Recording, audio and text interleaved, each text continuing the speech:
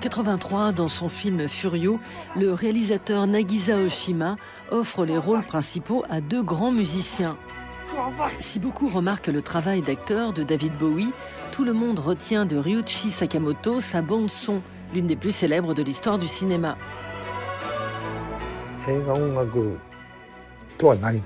Je ne m'étais jamais demandé ce qu'était une bonne musique de film.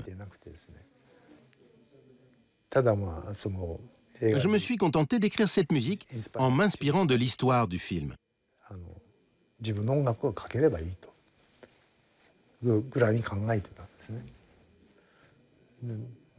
Autrement dit, je me préoccupais plus de la musique. Je voulais qu'elle se remarque.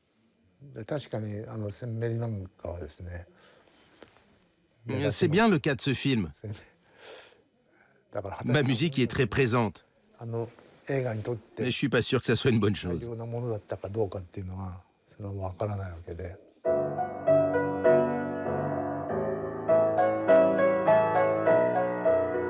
Avec sa mélodie basée sur une gamme pentatonique orientale, la BO de Furio ouvre à Ryuichi les portes du 7e art. Plus tard, il récoltera de nombreux prix en collaborant avec d'autres géants du cinéma comme Bernardo Bertolucci, Pedro Almodovar ou Brian De Palma.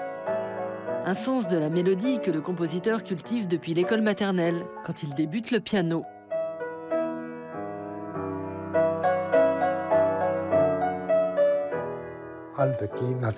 Quand j'étais enfant, pendant les vacances d'été, tous les élèves devaient s'occuper d'un animal. Moi, j'ai reçu un lapin. À 6 ans, Mozart écrivait déjà des symphonies.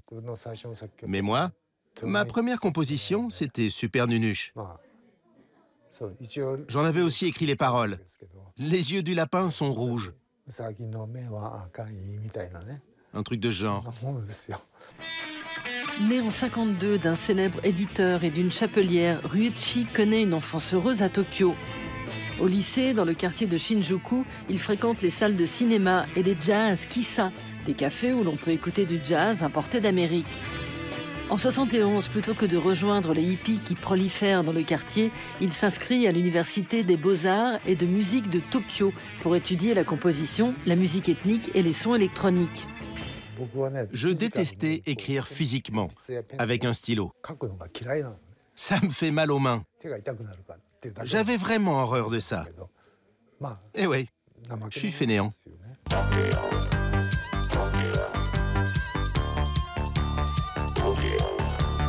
En 78, Ryuichi Sakamoto sort son premier album solo et rejoint le Yellow Magic Orchestra. Ce trio de défricheurs qui fait la part belle aux synthétiseurs franchit rapidement les frontières, faisant d'eux les ambassadeurs d'un Japon futuriste et optimiste. Avec son exotisme revendiqué, le Yellow Magic Orchestra donne des couleurs au courant technopop lancé par les Allemands robotiques de Kraftwerk. On appelait notre musique du bento makunushi. C'est un bento réputé pour contenir toutes sortes d'aliments, une vingtaine.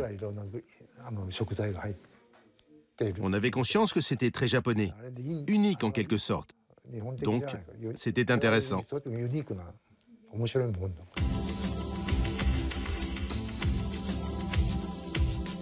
5 ans et 7 disques plus tard, l'aventure du Yellow Magic Orchestra prend fin.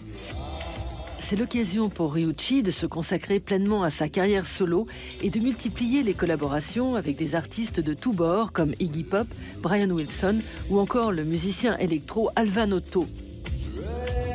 En 92, le japonais compose même la musique d'ouverture des JO de Barcelone. Tantôt pop, tantôt classique, tantôt expérimental, Sakamoto flirte avec tous les genres, comptabilisant à ce jour près de 90 albums. Dans ma musique, il n'y a pas d'étiquette. Il n'y a pas de genre défini. On ne peut pas voir de signature. Ça a toujours été un choix de ma part.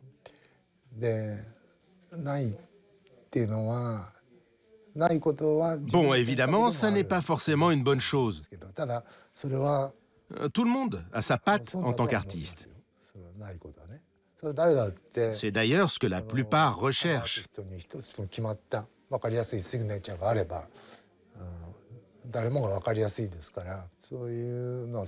Moi, ça ne m'intéresse pas de gérer un fonds de commerce avec mon nom sur la vitrine. Je ne peux pas faire ça. À 66 ans, Ryuichi prépare son nouvel album. De passage à Paris, à la Maison de la Culture du Japon, le maestro propose un concert solo exceptionnel, combinant sa performance musicale et une installation visuelle de Shiro Takatani.